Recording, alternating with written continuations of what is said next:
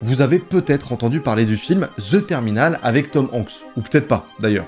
Si vous l'avez pas vu, c'est l'histoire d'un homme qui se retrouve bloqué dans un aéroport incapable d'entrer dans le pays où il vient d'arriver, mais aussi incapable de rentrer chez lui. Alors du coup, il finit par vivre dans le terminal, s'adaptant à une vie où les vols et les passagers vont et viennent autour de lui, mais lui, il ne bouge pas. Même si vous connaissez pas ce film, l'histoire qu'il raconte est déjà incroyable en soi, mais ce que vous savez peut-être pas, c'est qu'elle est inspirée d'une histoire vraie, encore plus surprenante. Un homme du nom de Mehran Karimi Nasseri a réellement vécu dans cette situation, mais pas pour quelques mois comme dans le film, pour 18 ans. 18 ans dans l'aéroport Charles de Gaulle à Paris, en France, le plus grand aéroport de France. Qu'est-ce qui a conduit cet homme à cette situation complètement surréaliste? Aujourd'hui, je vais vous raconter la vraie histoire derrière The Terminal, celle d'un homme dont la vie est devenue un véritable casse-tête, où la réalité dépasse vraiment la fiction. L'aéroport est devenu un cocon pour lui, c'est sa famille. Appartenir à une nation, c'est avoir une raison de vivre. C'est appartenir à une société, à une communauté. C'est le premier citoyen de Roissy.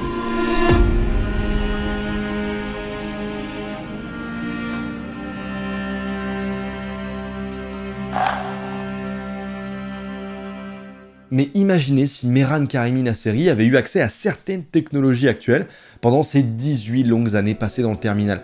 Avec tout ce temps entre les départs et les arrivées des vols, il aurait probablement cherché des moyens de s'occuper, et ironie du sort, aujourd'hui il aurait pu s'immerger dans un jeu épique comme Honkai Star Rail. Oui, cette vidéo est sponsorisée par Honkai Star Rail, le jeu développé par les créateurs de Genshin Impact. C'est un RPG multiplateforme et totalement gratuit. Vous pouvez jouer sur PC, sur PS5, sur mobile. C'est un jeu dans lequel tu diriges en gros une équipe de combattants pour explorer des mondes variés, tout en utilisant la stratégie de combat et la progression des personnages pour surmonter des ennemis interstellaires. Aujourd'hui, je vous présente un nouveau personnage, c'est Lingsha qui vient d'arriver dans le jeu. En gros, c'est un personnage de type feu, doté d'un talent unique. J'aimerais bien avoir le même. C'est tout simplement la gestion des relations humaines à travers son sens olfactif hors du commun. Comme ça, oui, effectivement, on dirait que c'est une manageuse d'une équipe de marketing. Non, elle est vraiment dans le jeu, c'est une combattante. Elle est là pour faire du dégât, on peut le dire. Grâce à son odorat un peu aiguisé, on va dire, Lingsha peut détecter les gens en fonction de leur parfum. Et du coup, elle s'en sert pour faire des diagnostics précis. Et les diagnostics peuvent l'aider à décider s'ils peuvent devenir amis, ou alors l'aider à choisir la bonne méthode de guérison.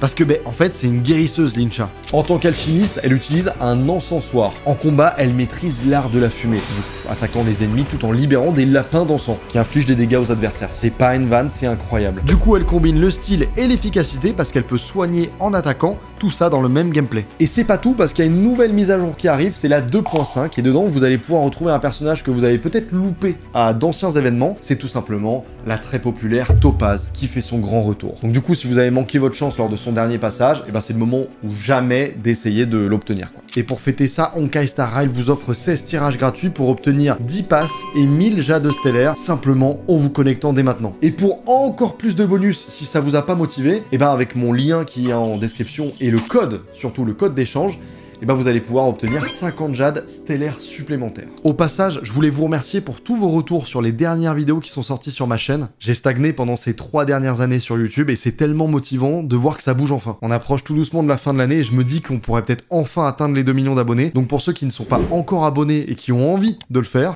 n'hésitez plus, je vous remercie. Merci à Honkai Star Rail d'avoir sponsorisé la vidéo, on revient tout de suite à notre histoire. Mehran Karimi Nasseri est né en Iran dans les années 1940.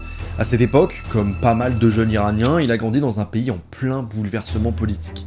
Le régime monarchique était en place, avec le Shah à la tête du pays, Mohammad Reza Pahlavi, roi d'Iran depuis 1941. Le Shah voulait moderniser l'Iran avec ce qu'il appelait la Révolution blanche. Des réformes comme la redistribution des terres, des améliorations dans l'éducation et la santé. Mais en parallèle, c'était un régime ultra autoritaire. Il avait une police secrète qui s'appelait la Savak, qui traquait et réprimait sévèrement les opposants politiques. Le Shah était aussi très proche des pays occidentaux, notamment des États-Unis, et ça, beaucoup d'Iraniens ne le voyaient pas d'un bon œil. Au fil du temps, de plus en plus de gens se sont opposés à lui. Certains disaient qu'il s'éloignait des traditions religieuses, d'autres dénonçaient la répression qu'il subissait. Dans les années 70, la situation politique en Iran est devenue hyper tendue, surtout avec la montée de l'opposition contre le Shah. Et en 1979, tout a explosé avec la révolution iranienne. Le peuple l'a renversé et le régime du Shah est tombé. C'est là qu'est née la République islamique d'Iran. Aujourd'hui encore, le régime du Shah divise. Certains pensent qu'il a tenté de moderniser l'Iran, tandis que d'autres disent que c'était un régime trop répressif et corrompu. Avant d'être renversé, le régime du Shah a forcé beaucoup de ses opposants à fuir. Et c'est exactement ce qui est arrivé à Nasseri. À cause de ses activités politiques, il a dû quitter l'Iran et est devenu un exilé politique. Il cherchait refuge en Europe pour échapper aux représailles du régime. Comme beaucoup d'autres dans sa situation, il espérait pouvoir reconstruire sa vie dans un endroit plus sûr, mais pour lui, rien ne s'est passé comme prévu. L'histoire de Mehran, elle est vraiment incroyable. Parti étudier en Angleterre à l'université de Bradford pour la rentrée de 1973, il se retrouve engagé dans des manifestations contre le Shah d'Iran en 1974. 2 ans après son arrivée, il doit malheureusement quitter le Royaume-Uni car il perd subitement sa bourse d'études, ce qui le met dans une situation compliquée. Une fois de retour en Iran, il raconte avoir été arrêté à l'aéroport par la police secrète, torturé pendant plus de 4 mois, puis expulsé du pays. Ce qu'on sait de façon sûre, c'est qu'il faisait déjà partie des étudiants interrogés en 1970 après avoir manifesté contre de nouvelles règles universitaires. Mais le reste, en revanche, c'est difficile à vérifier. Ensuite, Nasseri commence une vraie errance à travers l'Europe. Il demande l'asile un peu partout, en Allemagne de l'Est, aux Pays-Bas, en France, en Yougoslavie, en Italie, bref, la totale. Mais rien ne marche, sauf aux Pays-Bas. Finalement, en 1980, il obtient le statut de réfugié grâce aux Nations Unies et vit en Belgique jusqu'en 1986. Pour ce qui est de ses parents, Mehran raconte que son père était médecin et qu'après sa mort, sa mère lui aurait révélé que son père avait eu une relation avec une infirmière britannique dont il ne connaissait que le prénom, Simone. Et selon lui, il serait le fruit de cette relation. Moi, il me disait qu'il était résultat des amours illégitimes entre son père, médecin, et une infirmière anglaise. Il a quand même pas une tête d'anglais. Il fait adhérer tout le monde à son délire. He has been pretending to be British since for at least 5 years. Il décide alors de retourner au Royaume-Uni, probablement pour retrouver sa mère biologique. Mais là, en fait, il fait une grosse erreur. Il renvoie sa carte de réfugié à Bruxelles, pensant en fait que ça l'empêcherait d'être renvoyé en Belgique. Mauvais calcul. Déjà, il est expulsé d'Angleterre, et la Belgique ne veut plus de lui non plus. Là, il commence vraiment à perdre pied, il se retrouve en France, et il se fait même arrêter à Boulogne-sur-Mer, puis condamné à 3 mois de prison pour séjour irrégulier. C'est à partir de là que la situation précaire commence à s'aggraver pour lui. En 1988, malgré toutes ses tentatives pour être accepté en tant qu'exilé politique dans un pays européen, il se retrouve au terminal 1 de l'aéroport Charles de Gaulle. Le truc, c'est qu'il est maintenant dans une impasse totale. Sans ses papiers, il n'a plus aucun moyen de prouver qu'il est réfugié en règle. Le Royaume-Uni ne veut pas de lui, et quand il tente de retourner en Belgique, là où il avait obtenu son statut de réfugié, c'est pareil. La Belgique exige ses documents pour confirmer son statut, mais sans papier, c'est impossible de faire quoi que ce soit. Il est littéralement coincé. En 1992, il parvient à obtenir un titre de séjour en France, mais encore une fois, ça coince. La France demande qu'il présente sa carte de réfugié belge. Le problème, c'est que la Belgique exige qu'il vienne en personne pour récupérer sa carte. Mais sans papier, il peut ni quitter la France, ni entrer en Belgique. Enfin, c'est un truc de malade, quoi. Il est vraiment coincé dans un cercle vicieux administratif, en gros.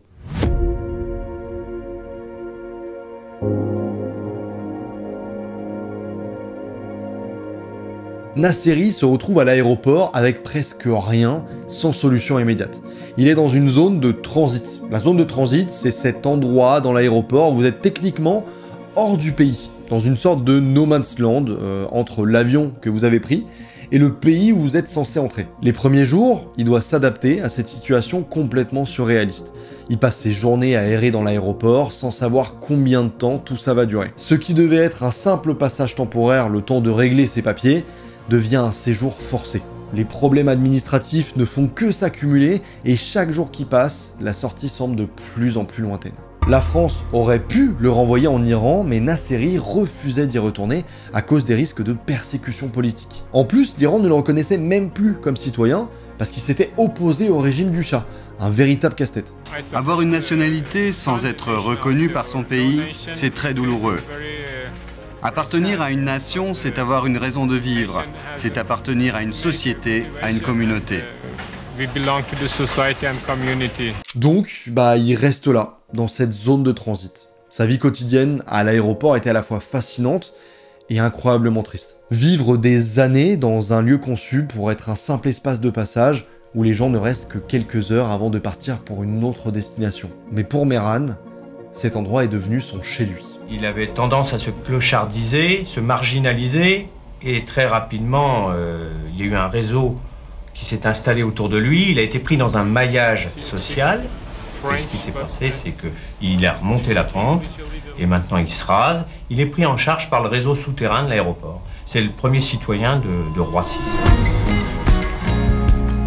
Les jours et les nuits se succèdent. C'est toujours pareil.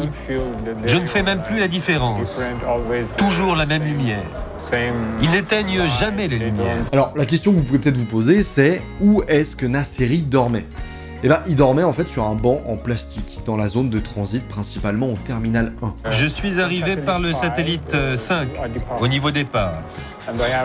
J'y suis resté 3-4 ans environ, et depuis 3 ans à peu près, j'ai émigré ici, au niveau boutique. Puis j'ai trouvé cette banquette en plastique souple, et voilà, je reste au même endroit, et j'y ai pris mes petites habitudes. Et ce qui est fou, là, pendant que je fais le tournage, je me dis qu'il y a tellement de monde qui peut regarder cette vidéo, potentiellement parmi vous, il y en a peut-être plein qui ont déjà croisé la route de Mehran Nasseri. Donc du coup, dans ce terminal 1, il s'était aménagé un petit coin qu'il considérait comme son chez lui. C'est évident qu'un aéroport, c'est pas vraiment fait pour y vivre, donc il était constamment entouré par le bruit des annonces, des voyageurs qui allaient et qui venaient, et du personnel qui travaillait en continu. Mais avec le temps, il a fini par s'habituer à cette ambiance de mouvement permanent. Et évidemment, vous allez me poser la question, comment il faisait pour manger ? Nasseri comptait surtout sur la générosité des employés de l'aéroport et des voyageurs. Le personnel des boutiques et des restos lui donnait parfois un peu de nourriture, sinon, quand il avait de l'argent et que des gens lui donnaient, il achetait à manger, souvent du fast-food. C'était pas forcément l'idéal pour sa santé, mais bon, en même temps, il avait pas vraiment d'autre choix, quoi. Un peu vache, qu'est-ce qui lui arrive ? Oui. C'est vis-à-vis de son pays, l'avoir fait rentrer puis expulser sans ses papiers, c'est un peu dégueulasse. Il est devenu familier maintenant ici. Ah oui, tout le monde le connaît ici, oui. Même les hôtesses de l'air, tout, quand on lui donne pour une traduction ou autre, ils font appel à lui, puis en contrepartie, il donne un ticket restaurant pour qu'il aille manger à la cafétéria. Avec les années, Nasseri est devenu une figure familière pour les employés de l'aéroport. Les agents de sécurité, les vendeurs des boutiques et même certains voyageurs du coup, dont potentiellement quelques-uns d'entre vous, le connaissaient bien. Je le vois toujours en train d'écrire avec plein de cartons, je suppose qu'il a toujours plein de papiers dans ses cartons toute sa vie en fait, depuis 9 ans qu'il est là. Il discutait souvent avec eux et malgré sa situation, il réussissait à maintenir des échanges plutôt amicaux. Certains employés étaient même devenus un peu proches de lui et lui donnaient parfois des magazines, des vêtements ou encore du coup de la nourriture. En quelque sorte, ces personnes étaient devenues sa petite communauté. Nasseri avait aussi accumulé quelques objets personnels qu'il gardait autour de lui, des sacs remplis de documents, des livres, et surtout un journal dans lequel il écrivait chaque jour. Il passait ses journées à lire, à écrire, ou simplement à observer le flux des gens qui traversaient l'aéroport. 18 décembre 90, je suis dans le hall 10, niveau départ. J'apprends qu'un jugement de la justice britannique fait de moi, pour toujours, un apatride. Il avait organisé ses affaires autour de son banc, comme s'il essayait de recréer un espace qui lui appartenait dans cet endroit impersonnel. Sa routine était assez répétitive, ça m'étonne pas, 18 ans dans un aéroport, je peux comprendre. Chaque matin, il se levait, rangeait ses affaires, se lavait dans les toilettes de l'aéroport, puis il passait le reste de la journée à lire, écrire dans son journal, ou encore une fois, observer les passagers toujours. Avec le temps, cette vie étrange et hors norme dans un lieu public n'est pas passée inaperçue.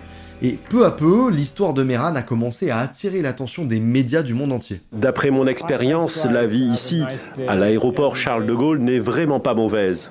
J'essaie de passer de belles journées.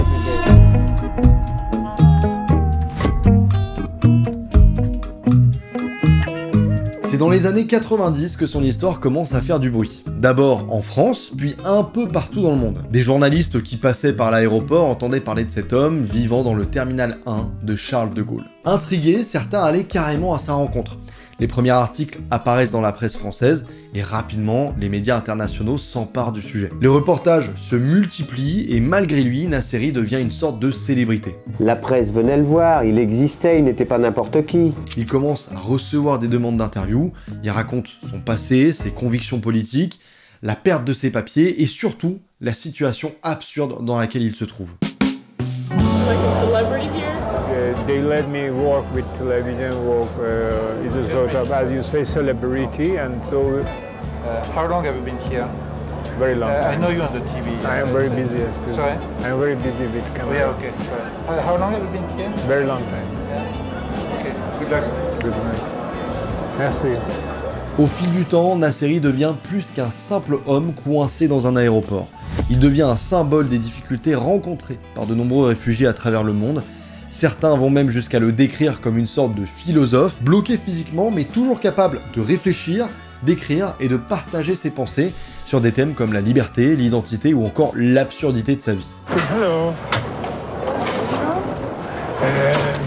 Can I take some copy machine for my paper writing? Photocopy papers for. You want some paper? From photocopy, like this paper. Malgré toute l'attention médiatique autour de lui, Nasseri continue à vivre une vie extrêmement difficile et solitaire, ce qui a forcément eu un impact sur son mental et son physique. Avec le temps, il a tellement souffert psychologiquement qu'il s'est créé une autre réalité, une version de lui-même qui ne correspondait plus à ce qu'il était vraiment. Et même quand il avait la possibilité de se sortir de cette situation, et en fait il ne saisissait pas ses opportunités, comme s'il avait choisi en fait de rester enfermé dans l'aéroport, son seul refuge. L'aéroport est devenu un cocon pour lui, c'est sa famille. Il est rassuré parce qu'il est il est enquisté.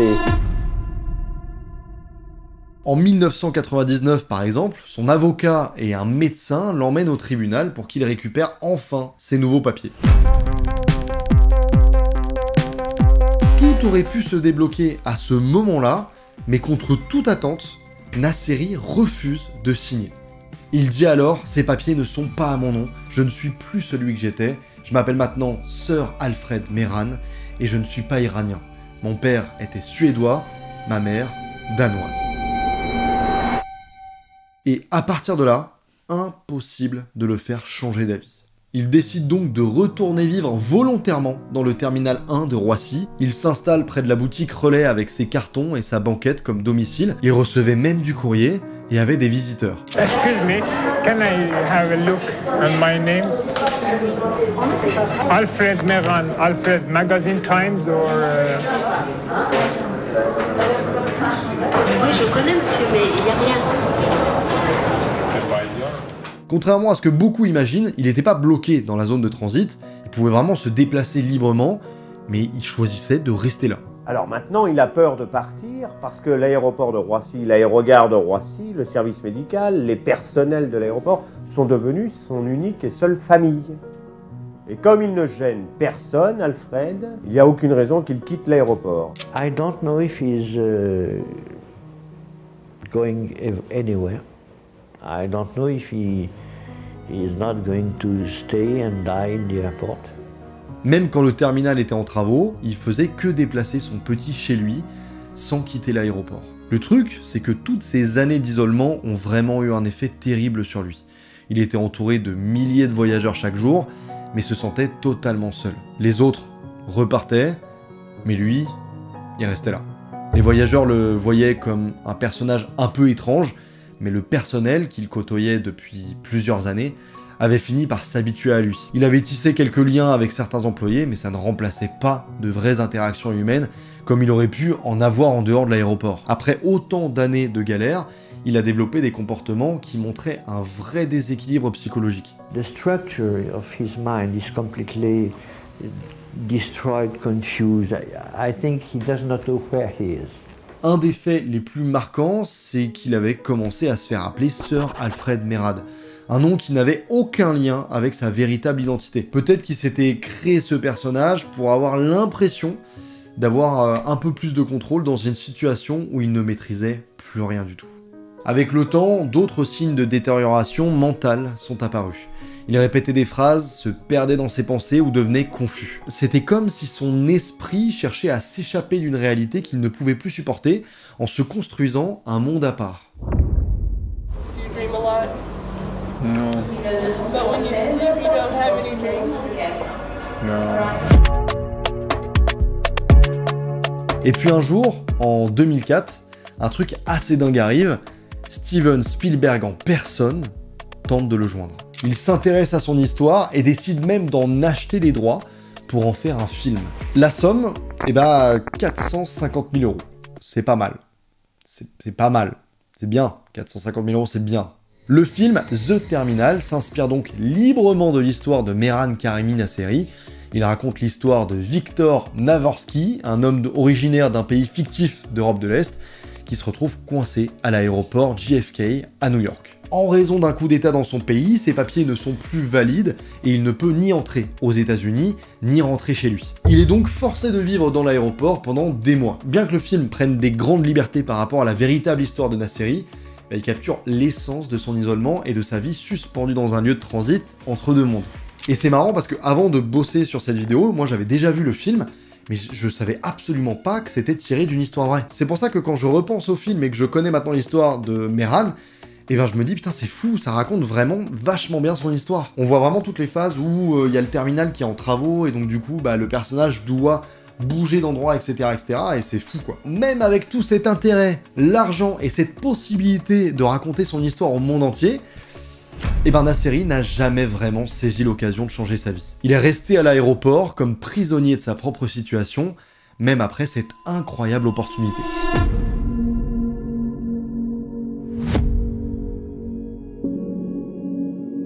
En 2006, après presque 18 ans de vie dans l'aéroport Charles de Gaulle, un tournant important survient pour l'exilé. Son séjour dans la zone de transit prend fin à cause de son état de santé.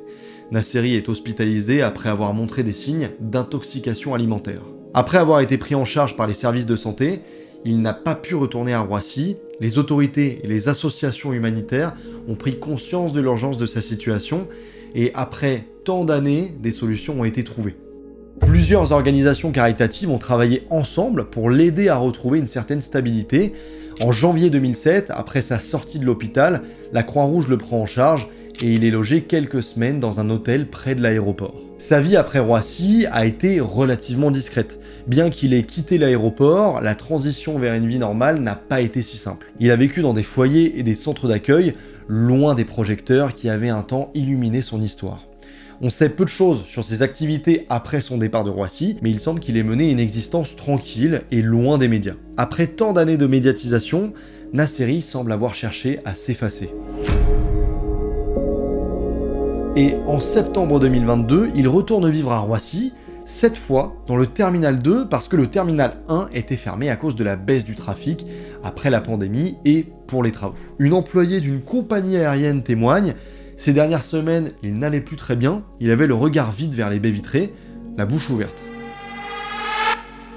Le 12 novembre 2022, Mehran Karimi Nasseri, ou du moins Sir Alfred, comme il voulait qu'on l'appelle à cette époque, s'est éteint à l'âge de 77 ans.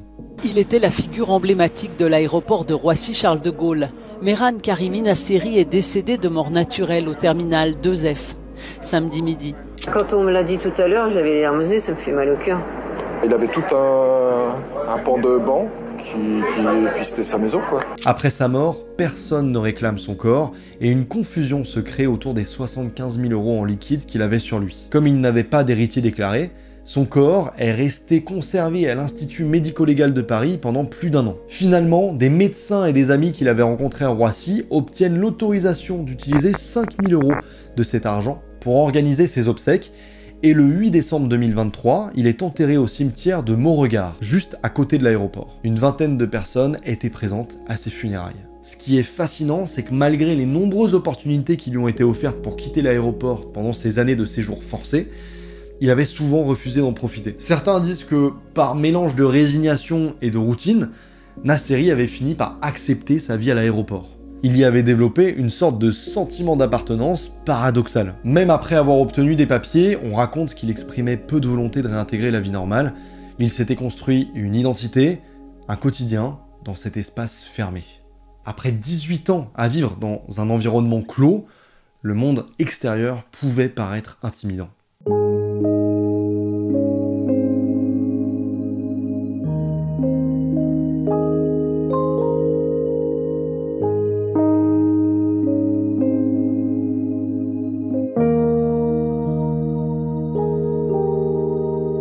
L'histoire de Mehran Karimi Nasseri est vraiment incroyable et elle soulève tellement de questions sur le monde dans lequel on vit. Comment est-ce qu'on en arrive à une situation où quelqu'un peut passer presque 20 ans coincé dans un aéroport, sans appartenance à aucun pays, sans droit, juste bloqué? Genre, c'est un truc de ouf. Je serais vraiment curieux de savoir qu'est-ce que vous en pensez de tout ça et qu'est-ce que cette histoire vous inspire. Donc n'hésitez pas à laisser un commentaire. Vous pouvez y mettre toutes vos petites réflexions. S'il y a des sujets qui vous intéressent, mettez-les moi en commentaire évidemment pour potentiellement une prochaine vidéo. Et n'oubliez pas de vous abonner pour ne louper aucune vidéo encore une fois. Le lien pour télécharger Honkai Star Rail est en description. Si jamais des fois vous vous embêtez à l'aéroport pour les prochains voyages, en espérant que vous ne soyez pas bloqué pendant 18 ans, ça serait quand même un peu dommage. Mesdames et messieurs, j'espère que vous avez apprécié cette vidéo. C'était Neoxy.